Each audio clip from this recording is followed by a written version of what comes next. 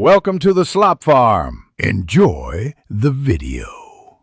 In this video, I will explain how to use Bitaxe Gamma.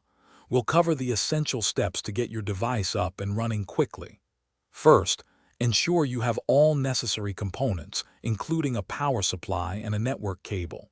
Then, connect the power and plug it into your network. This initial setup is crucial for stable operation and will prepare you for configuration. Once powered on, you'll need to access the Bitaxe Gamma's web interface. You can find its IP address using a network scanner or your router's client list. Navigate to the configuration page to input your chosen mining pool details and your Bitcoin wallet address. Double-check all entries for accuracy. After saving your settings, a quick reboot will ensure everything is applied correctly, getting you closer to mining. With your Bitaxe Gamma mining, it's important to monitor its performance.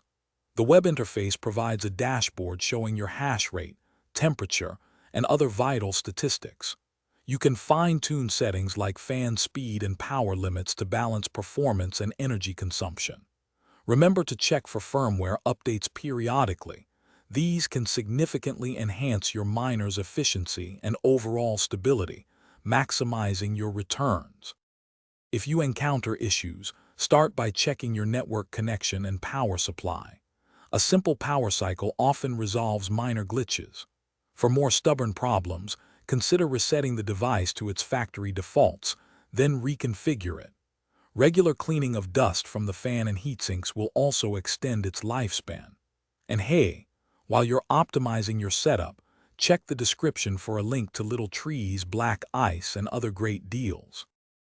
Thanks for watching. Consider subscribing if we helped you today.